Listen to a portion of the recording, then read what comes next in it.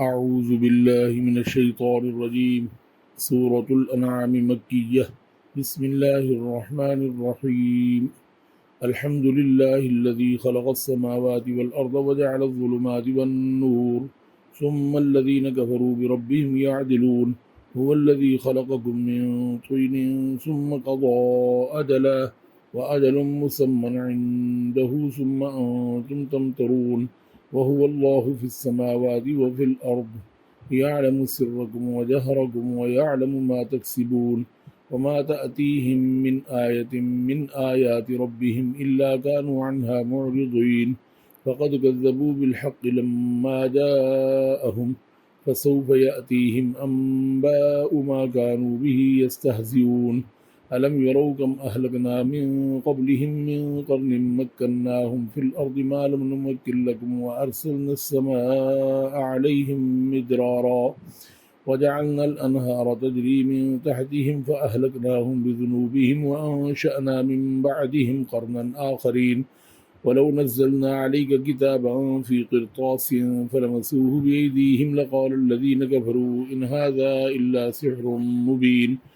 وقالوا لولا أنزل عليه ملك ولو أنزلنا ملكا لقضي الأمر ثم لا ينظرون. ولو جعلناه ملكا لجعلناه رجلا وللبسنا عليهم ما يلبسون. ولقد استهزئ برسل من قبلك فحاق بالذين سخروا منهم ما كانوا به يستهزئون. قل سيروا في الأرض ثم انظروا كيف كان عاقبة المكذبين. كل من ما في السماوات والأرض قل لله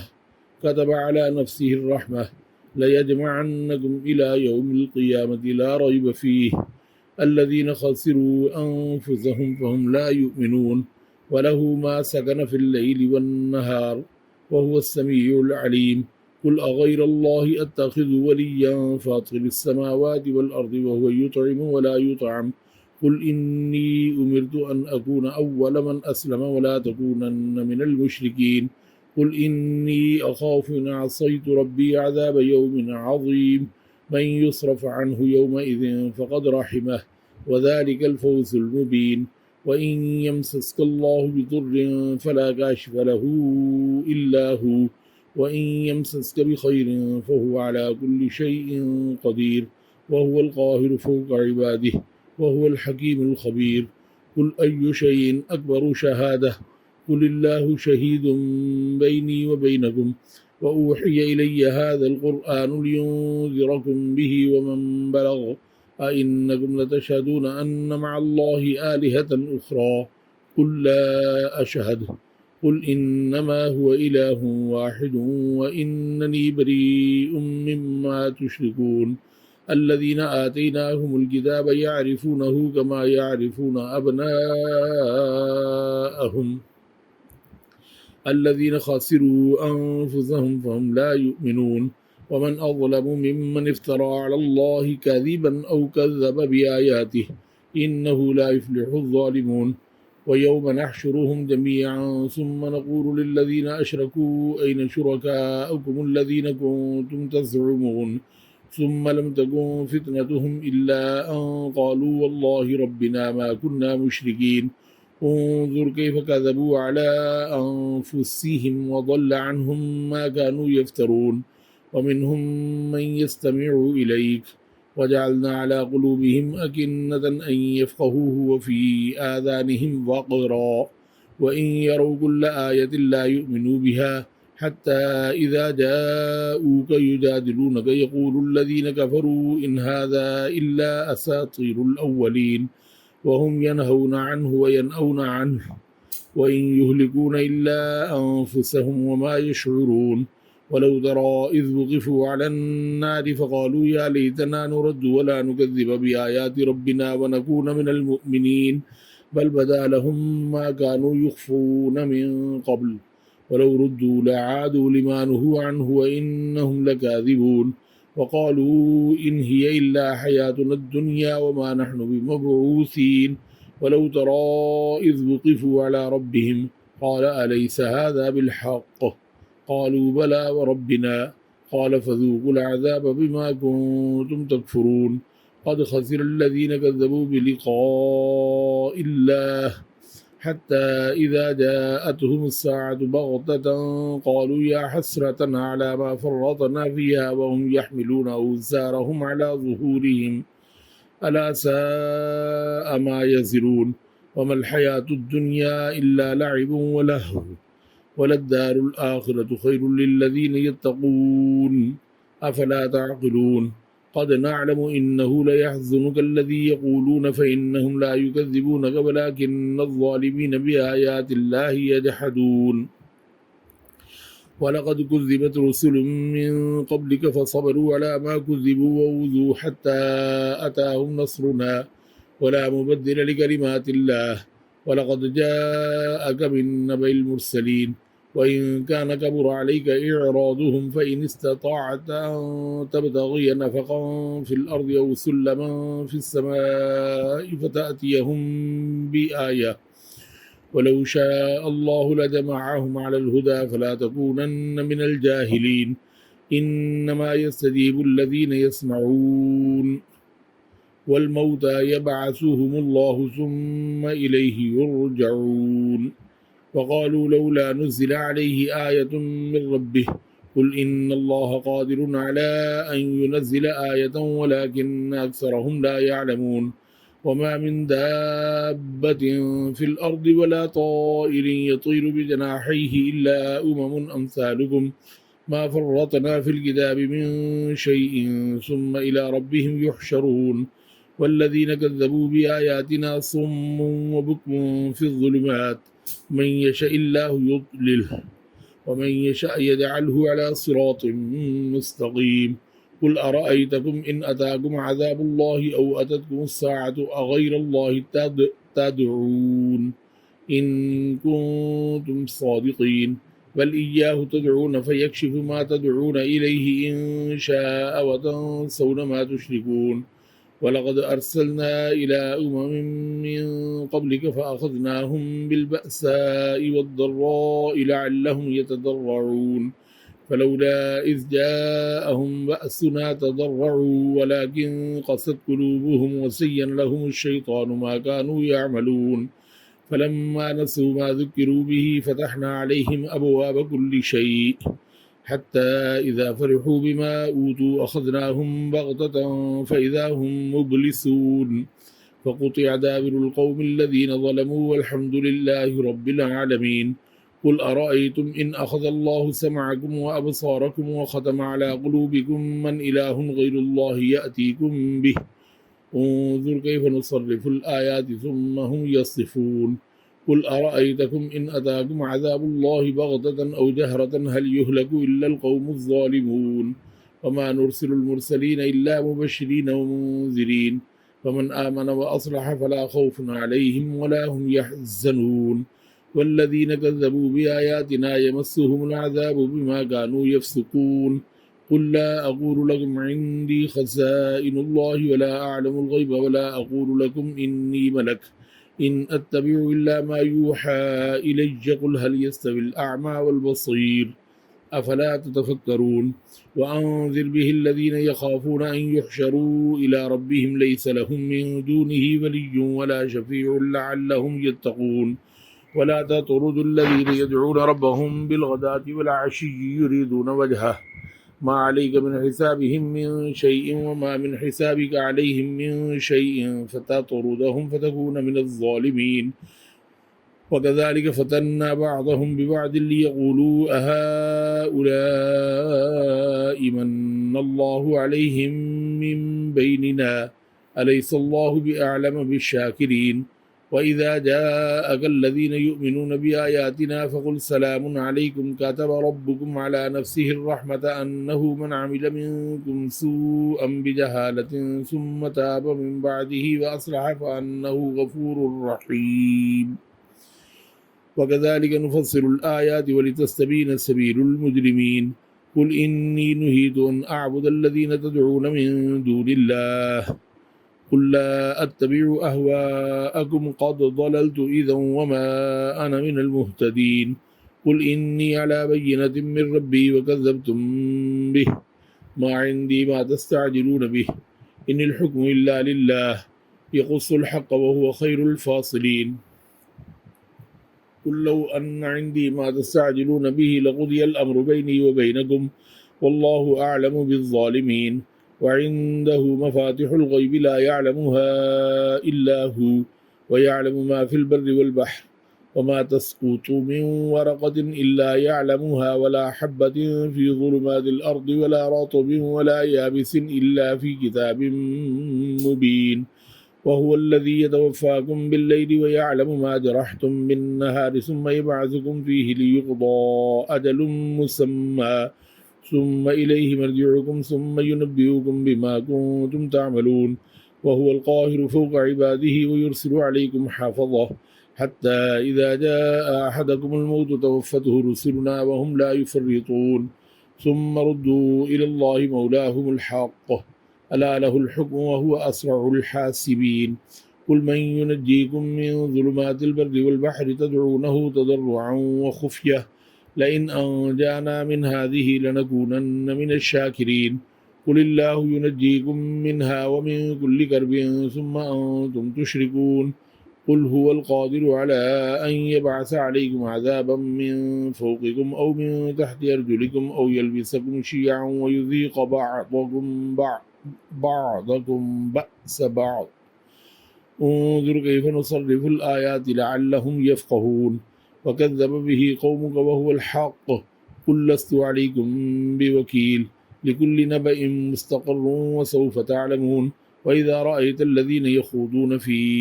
آياتنا فأعرض عنهم حتى يخوضوا في حديث غيره وإما ينسينك الشيطان فلا تقعد بعد الذكرى مع القوم الظالمين وما على الذين يتقون من حسابهم من شيء ولكن ذكرى لعلهم يتقون وذر الذين اتخذوا دينهم لعبا ولهوا وغرتهم الحياة الدنيا وذكر به أن تبصر نفس بما كسبت ليس لها من دون الله ولي ولا شفيع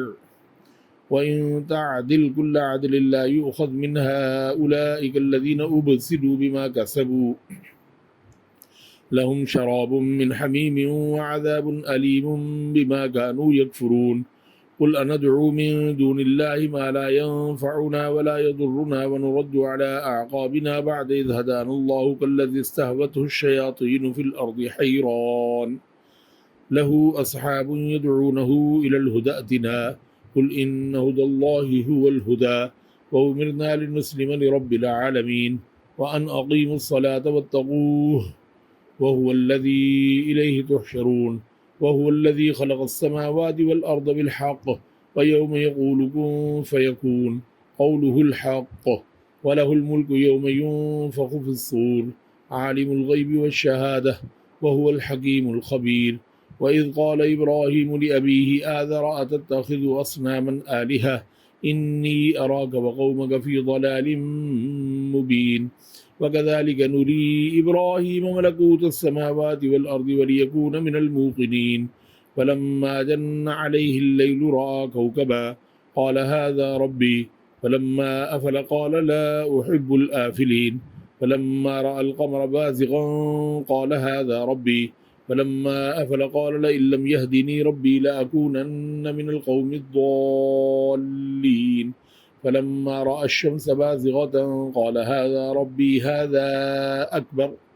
فلما أفلت قال يا قوم إني بريء مما تشركون إني وجهت وجهي للذي فطر السماوات والأرض حنيفا وما أنا من المشركين وحاجه قومه قال أتحاجوني في الله وقد هدان ولا أخاف ما تشركون به إلا أن يشاء ربي شيئا وسع ربي كل شيء علما أفلا تتذكرون وكيف أخاف ما أشركتم ولا تخافون أنكم أشركتم بالله ما لم ينزل به عليكم سلطانا فأي الفريقين أحق بالأمن إن كنتم تعلمون الذين آمنوا ولم يلبسوا إيمانهم بظلم أولئك لهم الأمن وهم مهتدون وتلك حجتنا آتيناها إبراهيم على قومه نرفع درجات من نشاء إن ربك حكيم عليم ووهبنا له إسحاق ويعقوب كلا هدينا ونوحا هدينا من قبل ومن ذريته داود وسليمان وأيوب ويوسف وموسى وهارون وكذلك نجزي المحسنين وزكريا ويحيى وعيسى وإلياس كل من الصالحين وإسماعيل واليسع ويونس ولوطا وكلا فضلنا على العالمين ومن آبائهم وذرياتهم وإخوانهم واجتبيناهم وهديناهم إلى صراط مستقيم ذلك هدى الله يهدي به من يشاء من عباده ولو أشركوا لحبط عنهم ما كانوا يعملون أولئك الذين آتيناهم الكتاب والحكم والنبوة فإن يكفر بها هؤلاء فقد وكلنا بها قوما ليسوا بها بكافرين أولئك الذين هدى الله فبهداه مقتده قل لا أسألكم عليه أجرا إن هو إلا ذكرى للعالمين وما قدر الله حق قدره إذ قالوا ما أنزل الله على بشر من شيء قل من أنزل الكتاب الذي جاء به موسى نورا وهدى للناس تجعلونه قراطيس تبدونها وتخفون كثيرا وعلمتم ما لم تعلموا أنتم ولا آباؤكم قل الله ثم ذرهم في خوضهم يلعبون وهذا كتاب أنزلناه مبارك مصدق الذي بين يديه ولتنذر أم القرى ومن حولها والذين يؤمنون بالآخرة يؤمنون به وهم على صلاتهم يحافظون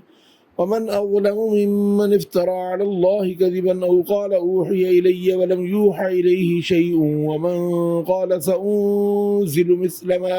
أنزل الله ولو ترى إذ الظالمون في غمرات الموت والملائكة باسطوا أيديهم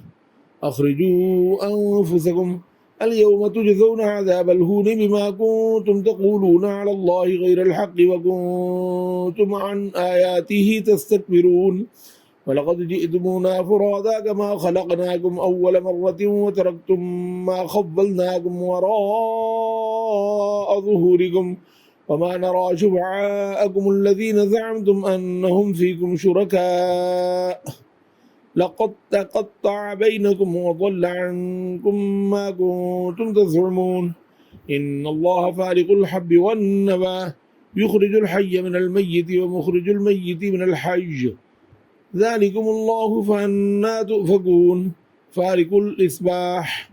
وجعل الليل سكنا والشمس والقمر حسبانا ذلك تقدير العزيز العليم وهو الذي جعل لكم النجوم لتهتدوا بها في ظلمات البر والبحر قد فصلنا الآيات لقوم يعلمون وهو الذي أنشأكم من نفس واحدة فمستقر ومستودع قد فصلنا الآيات لقوم يفقهون وهو الذي أنزل من السماء ماء فأخرجنا به نبات كل شيء فأخرجنا منه خضرا نخرج منه حبا متراكبا ومن النخل من طلعها قنوان دانية وجنات من أعناب والزيتون والرمان مشتبها وغير متشابه انظروا إلى ثمره إذا أثمر وينعه إن في ذلكم لآيات لقوم يؤمنون وجعلوا لله شركاء الجن وخلقهم وخلقوا له بنين وبنات بغير علم سبحانه وتعالى عما يصفون بديع السماوات والأرض أنى يكون له ولد ولم تكن له صاحبة وخلق كل شيء وهو بكل شيء عليم ذلكم الله ربكم لا إله إلا هو خالق كل شيء فاعبدوه وهو على كل شيء وكيل لا تدركه الأبصار وهو يدرك الأبصار وهو اللطيف الخبير قد جاءكم بصائر من ربكم فمن أبصر فلنفسه ومن عمي فعليها وما أنا عليكم بحفيظ. وكذلك نصرف الآيات وليقولوا درست ولنبينه لقوم يعلمون. اتبع ما أوحي إليك من ربك لا إله إلا هو وأعرض عن المشركين ولو شاء الله ما أشركوا وما جعلناك عليهم حفيظا وما أنت عليهم بوكيل. ولا تسبوا الذين يدعون من دون الله فيسبوا الله عدوا بغير علم كذلك زينا لكل أمة عملهم ثم إلى ربهم مرجعهم فينبئهم بما كانوا يعملون. وأقسموا بالله جهد أيمانهم لئن جاءتهم آية ليؤمنن بها قل إنما الآيات عند الله وما يشعركم أنها إذا جاءت لا يؤمنون. ونقلب أفئدتهم وأبصارهم كما لم يؤمنوا به أول مرة ونذرهم في طغيانهم يعمهون. ولو أننا نزلنا إليهم الملائكة وكلمهم الموتى وحشرنا عليهم كل شيء قبلا ما كانوا ليؤمنوا إلا أن يشاء الله ولكن أكثرهم يجهلون. وكذلك جعلنا لكل نبي عدوا شياطين الإنس والجن يوحي بعضهم إلى بعض زخرف القول غرورا ولو شاء ربك ما فعلوه فذرهم وما يفترون. ولتصغى إليه أفئدة الذين لا يؤمنون بالآخرة وليرضوه وليقترفوا ما هم مقترفون. أفغير الله أبتغي حكما وهو الذي أنزل إليكم الكتاب مفصلا والذين آتيناهم الكتاب يعلمون أنه منزل من ربك بالحق فلا تكونن من الممترين. وتمت كلمة ربك صدقا وعدلا لا مبدل لكلماته وهو السميع العليم. وإن تطع أكثر من في الأرض يضلوك عن سبيل الله إن يتبعون إلا الظن وإن هم إلا يخرصون. إن ربك هو أعلم من يضل عن سبيله وهو أعلم بالمهتدين. وكلوا مما ذكر اسم الله عليه إن كنتم بآياته مؤمنين. وما لكم ألا تأكلوا مما ذكر اسم الله عليه وقد فصل لكم ما حرم عليكم إلا ما اضطررتم إليه وإن كثيرا ليضلون بأهوائهم بغير علم إن ربك هو أعلم بالمعتدين. وذروا ظاهر الإثم وباطنه إن الذين يكسبون الإثم سيجزون بما كانوا يقترفون. ولا تأكلوا مما لم يذكر اسم الله عليه وإنه لفسق وإن الشياطين ليوحون إلى أوليائهم ليجادلوكم وإن أطعتموهم إنكم لمشركون. أومن كان ميتا فأحييناه وجعلنا له نورا يمشي به في الناس كمن مثله في الظلمات ليس بخارج منها كذلك زين للكافرين ما كانوا يعملون. وكذلك جعلنا في كل قرية أكابر مجرميها ليمكروا فيها وما يمكرون إلا بأنفسهم وما يشعرون. وإذا جاءتهم آية قالوا لن نؤمن حتى نؤتى مثل ما أوتي رسل الله الله أعلم حيث يجعل رسالته سيصيب الذين أجرموا صغار عند الله وعذاب شديد بما كانوا يمكرون. ومن يرد الله أن يهديه يشرح صدره للإسلام ومن يرد أن يضله يجعل صدره ضيقا حرجا كأنما يصعد في السماء كذلك يجعل الله الرجس على الذين لا يؤمنون. وهذا صراط ربك مستقيما قد فصلنا الآيات لقوم يذكرون. لهم دار السلام عند ربهم وهو وليهم بما كانوا يعملون. ويوم يحشرهم جميعا يا معشر الجن والإنس ويوم يحشرهم جميعا يا معشر الجن قد استكثرتم من الإنس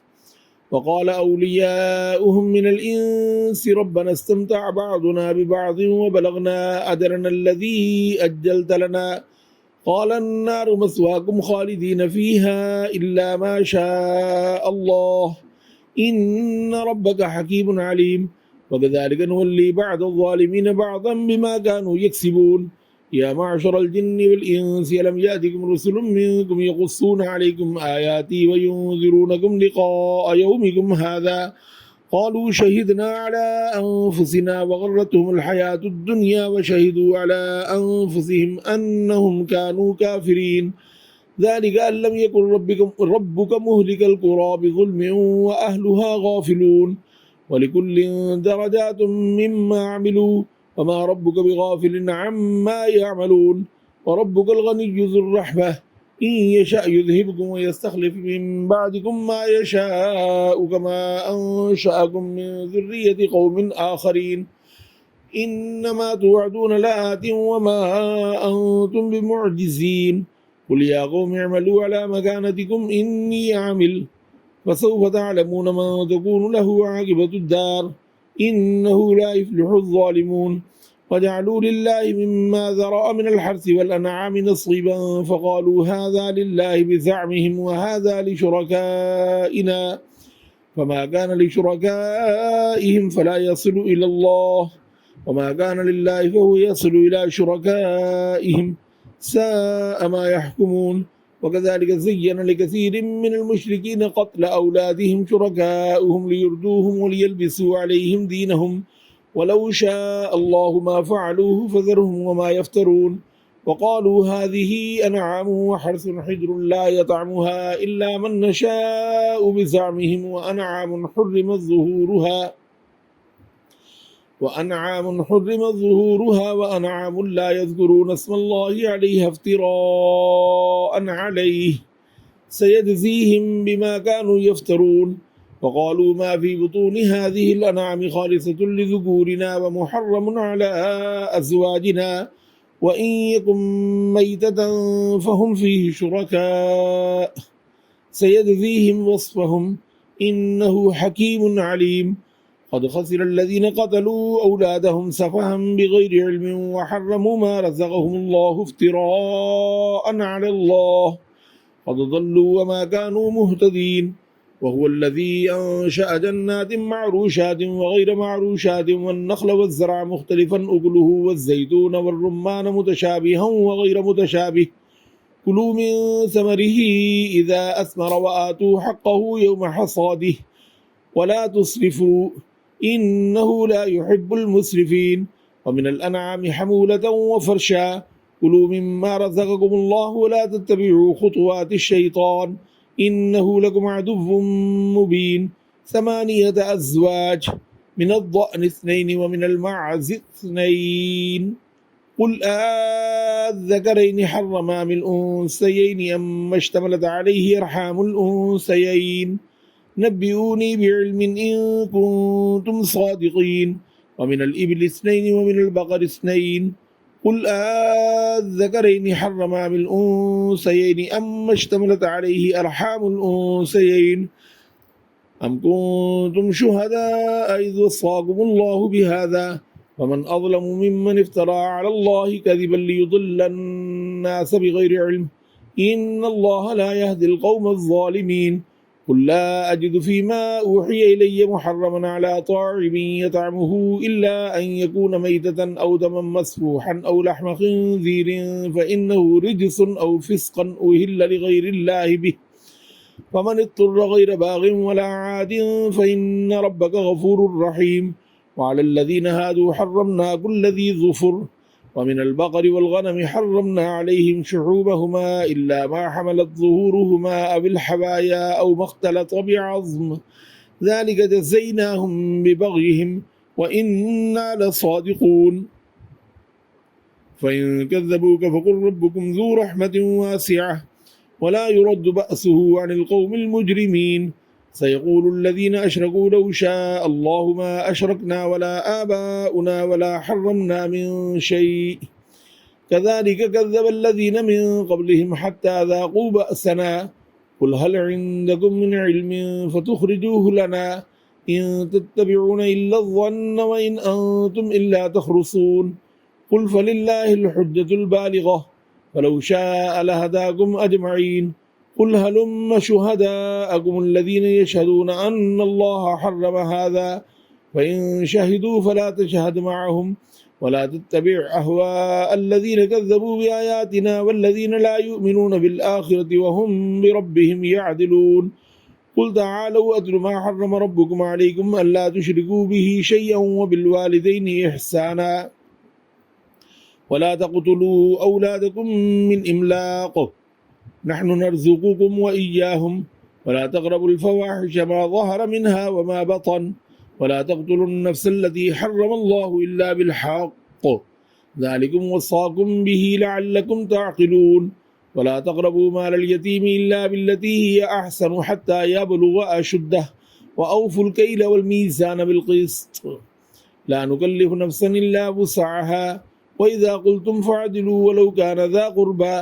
وبعهد الله أوفوا ذلكم وصاكم به لعلكم تذكرون وأن هذا صراطي مستقيما فاتبعوه